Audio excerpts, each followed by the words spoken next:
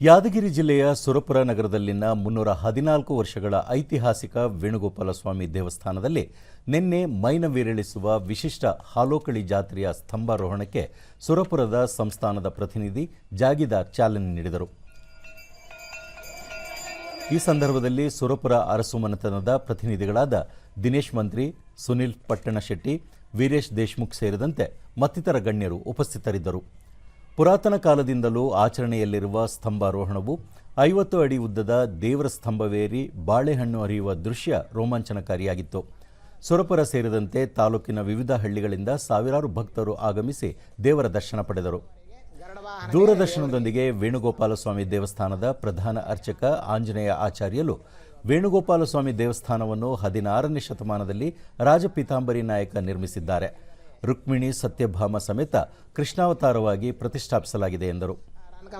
ಸ್ತಂಭಾರೋಹಣೆ ಕಾರ್ಯಕ್ರಮ ನಡೆಯುತ್ತೆ, ಅದು ಈ ಜಾತ್ರೆ ಕಾರ್ಯಕ್ರಮ ವಿಶೇಷ, ತುಂಬಾ ಚೆನ್ನಾಗುತ್ತೆ. ಸುರಪುರ ನಗರದ ನಿವಾಸಿ ಶ್ರುತಿ, ವೇಣುಗೋಪಾಲ ಸ್ವಾಮಿ ದೇವಸ್ಥಾನ ಸುರಪುರದ ಐತಿಹಾಸಿಕ ದೇವಸ್ಥಾನವಾಗಿದೆ.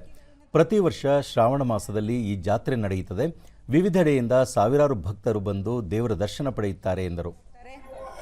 ಮತ್ತೊಂದು ವಿಶೇಷ ಏನಪ್ಪ ಅಂದರೆ, ತಿರುಪತಿಯಲ್ಲಿ ಬ್ರಹ್ಮೋತ್ಸವ ಮಾಡಬೇಕಂದ್ರೆ ಮೊದಲನೇ ಪೂಜೆ ಇಲ್ಲಿಂದನೇ ಶುರುವಾಗುತ್ತೆ.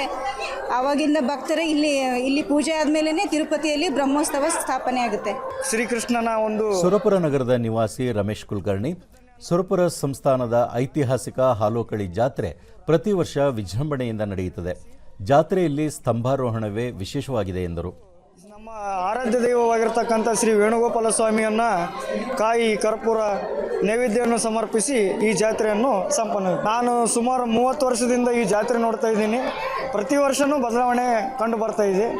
ಇಲ್ಲಿನ ಸಹಸ್ರಾರು ಜನ ಸೇರಿ ಅನೇಕ ರೀತಿಯ ವಿಜೃಂಭಣೆಗಳಿಂದ ಆಚರಣೆ ಮಾಡುತ್ತಾರೆ.